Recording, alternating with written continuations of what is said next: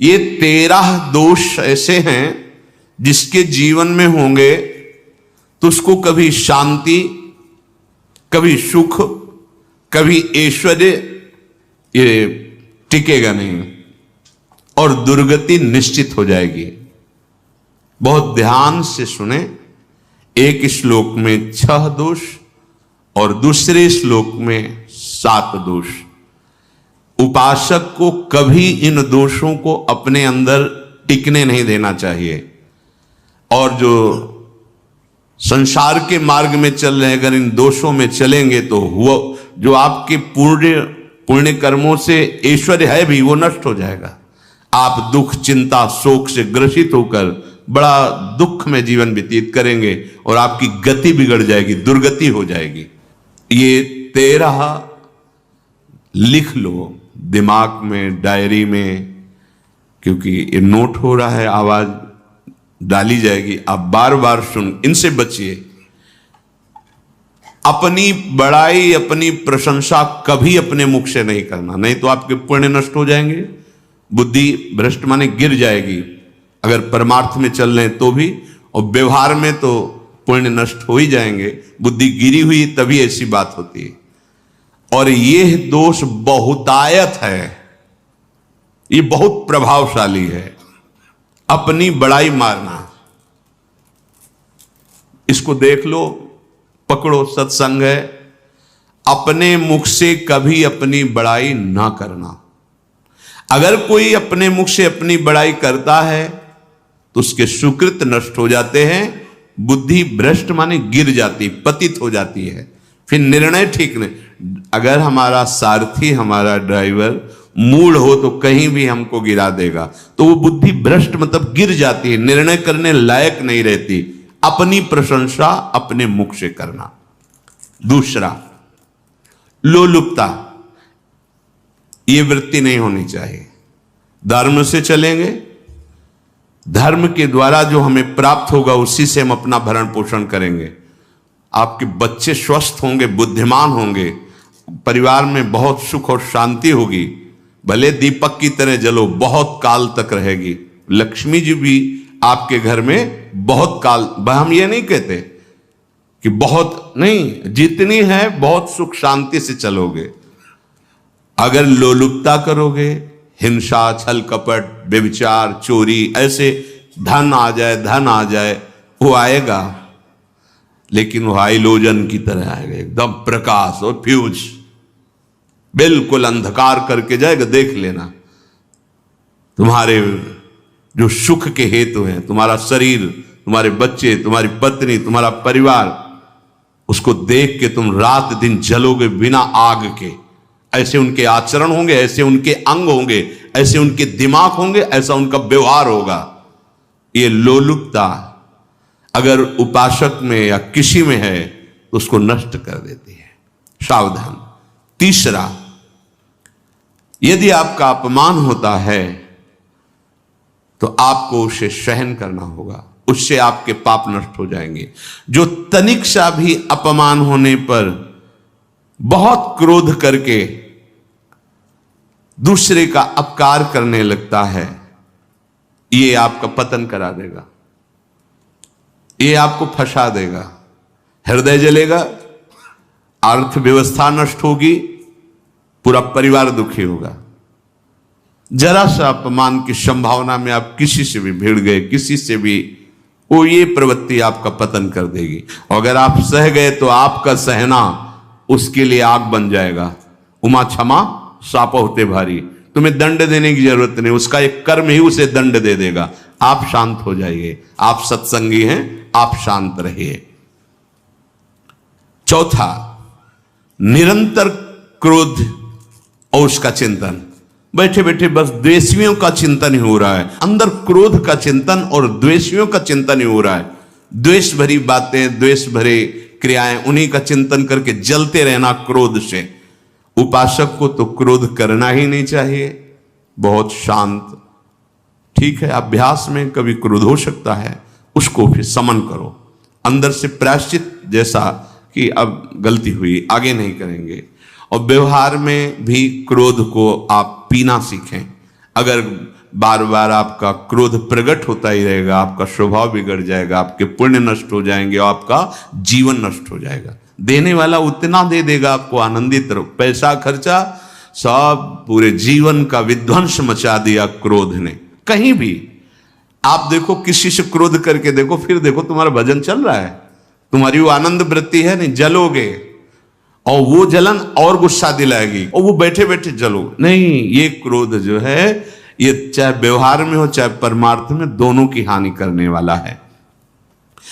और आश्रित जनों की रक्षा ना करना। अगर कोई भाग कर आपके पास आ गया है, कोई पशु पक्षी या कोई मनुष्य, आपको चाहिए कि अब चाहे हमारे पहले प्राण जाएं, उसकी रक्षा करेंगे। सीवी जैसे तो कोई बिरले ही होते हैं, पर इतना जरूर ध्यान रहे, जैसे कोई पशु पक्षी किसी भय से आपकी सीमा के अंतर्गत आ गया है, अब उसकी रक्षा करनी है आपको। अगर आप स्वयं मार देते हैं या मरवा देते हैं, या आपके सुकृत नष्ट कर देगा, या आपकी दुर्गति का कारण बन जाएगा।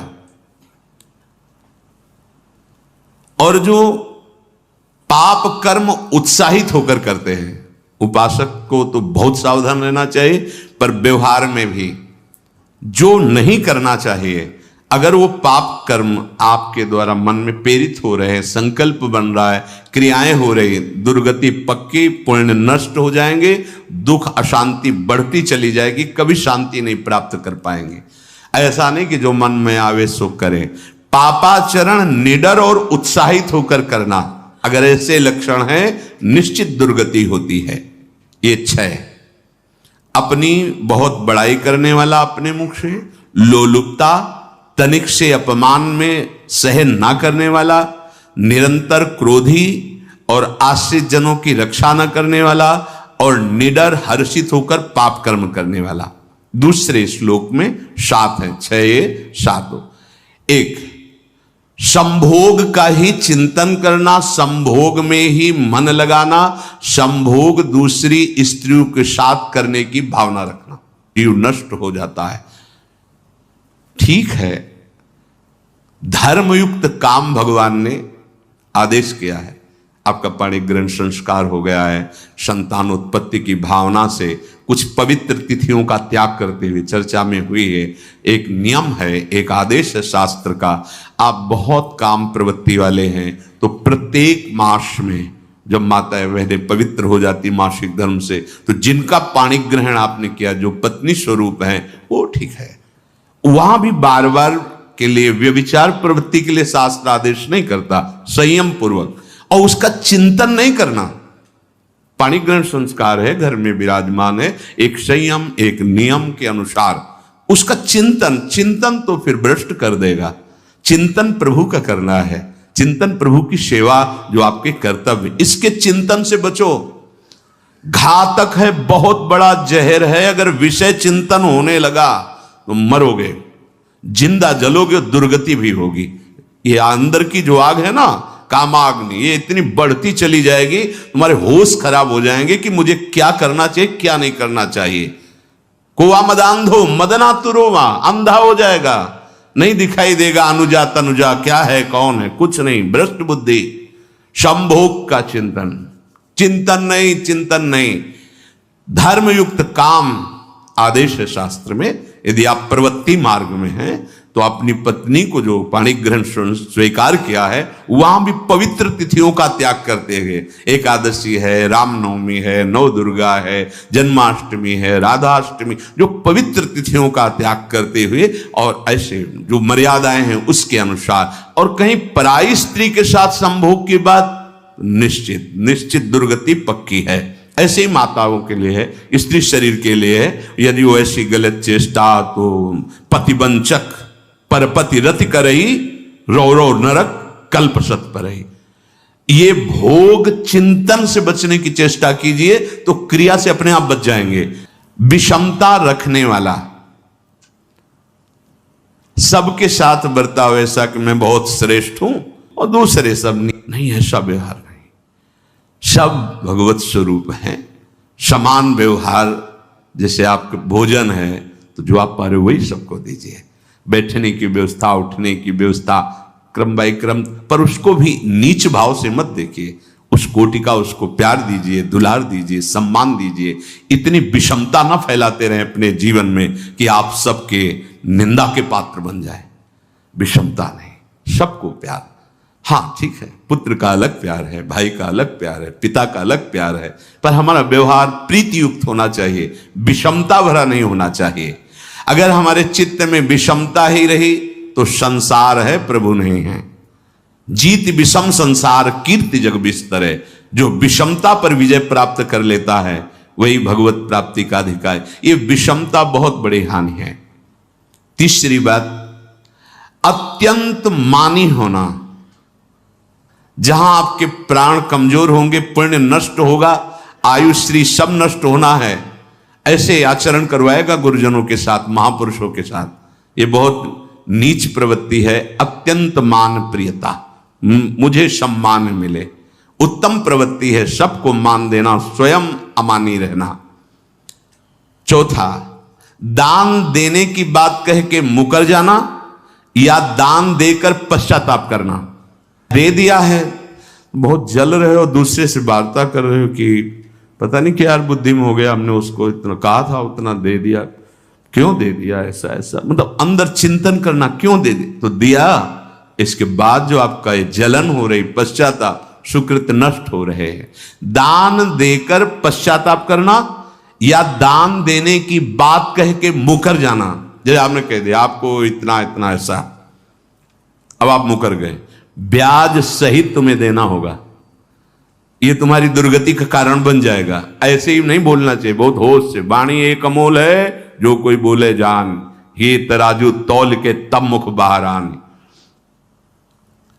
पांचवा, अत्यंत कृपण होना। ना परिवार को सुखी कर पा रहा, ना अपने को सुखी कर पा रहा है। एक एक सिक्का बैंक में जो मर गया। धन की वास्तविक गति यही है कि अपने परिवार को खूब उसकी अनुकूलता प्रदान करो, उसमें से कुछ हिस्सा किसी ऐसे को जिससे तुम्हें बदले में कुछ लेने की भावना ना हो। कोई साधु महात्मा, गाय, पशु, पक्षी, किसी भी जीव बीमार है, शरीरधारी, उसके जिससे कुछ कभी लेने की भावना ना हो, एहसान की भावना ना हो। सो धन धन्य प्रथम गति जाकी, धन्य हो गया उसका धन। अब वो कृपण का धन किसी काम में ना स्वसुख, ना परिवार के सुख, ना धर्म कार्यों में, व्यर्थ जीवन चला गया। उसी धन का चिंतन करना, उसी का संग्रह करना और उसी की रक्षा करते करते शरीर छोड़ देना। तलाओ धर्म, अर्थ, काम, मोक्ष। और जो बालक, स्त्री, पागल, असहाय, जो इनकी रक्षा न करके इनकी हानि करता है, दुर्गति निश्चित है। माना आपकी पत्नी है, उसका स्वभाव बिगड़ा हुआ है, क्रोधी है, कटु वचन बोल, लेकिन आपके ही प्रारब्ध के लिए। माना आपका पति ऐसा स्वभाव वाला है, पर आपके ही प्रारब्ध से तो संयोग बना है आकर, अब इसका निर्वाह कर ले जाओ तो पवित्र हो जाओगे दोनों। और अगर झगड़ा और लड़ाई और मारपीट और कहीं हिंसा आदि के रूप में उतर गए तो फिर और करनी बिगड़ गई। बालक है, आप उसको ज्ञान नहीं कि आप पवित्र है, क्या आप पवित्र है, उसको ज्ञान नहीं कि आप उसके साथ व्यवहार अच्छा कर रहे हैं कि बुरा कर रहे हैं। रक्षा करनी है आपको, शोषण नहीं करना। कह रहे हैं स्त्री, बालक और पागल, जैसे विक्षिप्त है, पागल है, आपको रक्षा करनी है। बन जाए तो उसको भोजन, ऐसा नहीं कि ईंट मारो, उसको अपमानित करो। उसकी बुद्धि खराब है, प्रारब्धवशात खराब हो गई है, तो शास्त्र आज्ञा करता है स्त्री, बालक, जैसे पागल, विक्षिप्त आदि हैं, असहाय है, असमर्थ है, बूढ़ा है, वो आप सेवा भी करो तो वो गाली दे सकते हैं, उनकी बुद्धि बिगड़ गई। आपको उनको दंड नहीं देना, मारना नहीं है आपको। मान लो आपके बड़े बूढ़े बुजुर्ग जन हैं, आप सेवा भी कर रहे हो तो आपको कटुवचन बोल सकते हैं, आपकी निंदा कर सकते हैं, लेकिन आपको उनके साथ व्यवहार सद करना है।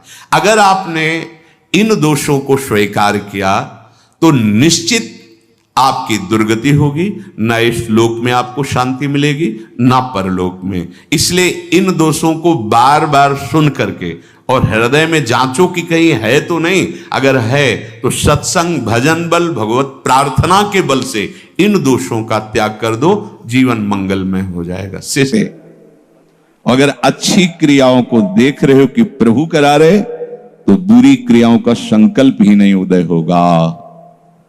अहम गलित हो गया तो अहम में ही तो सारे विकार रहते हैं। हर समय प्रभु के सामने कृतज्ञ रहो, कितनी कृपा, क्या हमसे लेना है आपको, आप तो पूर्ण काम हो, हमें इतना दुलार कर रहे हो। बलिहारी प्रभु, वो बार बार मन उनके चरणों में लौटता रहता है। प्रभु का विधान सर्वज्ञता से पास हुआ है। वो खूब आगे की, पीछे की, मध्य की सब बात सोच करके उन्होंने आपके लिए विधान किया है। पहले से उन्होंने आपका उसमें मंगल विधान सुनिश्चित कर दिया है। कैसी भी परिस्थिति हो, कभी ऊबना मत, घबराना मत, अधीर मत होना, और अपने भगवत विश्वास में कमी मत आने देना। कैसी भी परिस्थिति हो, ये जरूरी है।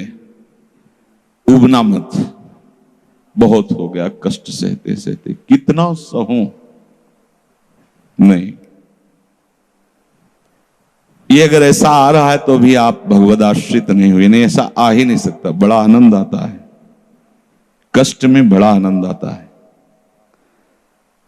पूरा का पूरा मन, इंद्रियां केवल प्रभु में होती है, क्योंकि कष्ट में कोई विषय की इच्छा तो होती नहीं। किसी को भी भारी पीड़ा है तो सब उसी में होती। जिसने अभ्यास किया है भगवत चिंतन का, आश्रय है प्रभु का, तो कष्ट में भाग के कहां जाएगा, उसी में तो एकदम तन्मय हो जाता है मन, इंद्रिया। इस तरह हो, उनके भरोसे पर कभी, कई बार चर्चा की है प्रताप राय जी की, बचपन से भजन परायण थे, ईश्वर संपन्न घर था, भाई बहन सब खूब। कुछ दिनों बाद माता पिता पधार गए, पूरा अधिकार। ऐसे भजन में डूबे रहते कि उनका व्यापार था कि जैसे कोई धन लेने के लिए आया तो उसके लिए कुछ गिरवी रखना होता था, आभूषण आदि, और जितनी आवश्यकता है आप धन ले जाइए, और जब धन मिल जाए तो ब्याज से ही तो उसमें रख जाना और अपना सामान ले जाना। एक बक्सा रखा रहता था और वो आप माला लिए हर समय भजन करते रहे। बड़े वास्तविक आंतरिक वृत्ति से प्रभु में लगे थे। पर उनकी कुल परंपरा का यह व्यापार था। जैसे सदन जी की कुल परंपरा, तो कुछ गृहस्थ ऐसे महापुरुष जो अपने, भगवान भी कहते पर धर्मो भयावहा सुधर्मो निधनो श्रेया पर धर्म, वो जो वहां का काजी था, उसने देखा कि बिना किसी प्रयत्न के बड़ा आनंद इनके चल रहा है, तो जलन होती, जो भगवत विरोधी जन, विमुख जन होते हैं, तो जलन होती है। इसको दूसरे रूप में हम कह सकते हैं कि प्रभु अब उनके भजन का फल देना चाहते थे। दोनों बातें, परिणाम जान गए हैं इसलिए हम कह रहे हैं प्रभु उनके भजन का फल देना चाहते थे, और वो वर्तमान से देखो तो वो द्रोही थे, भगवत द्रोही जन। 3 लोगों ने काजी से मिलकर कहा, बड़ा सुख लूट रहा है, हम जाके देखा है, बढ़िया काम बन जाए। वो देखता भी नहीं कि बक्से में क्या रखा गया।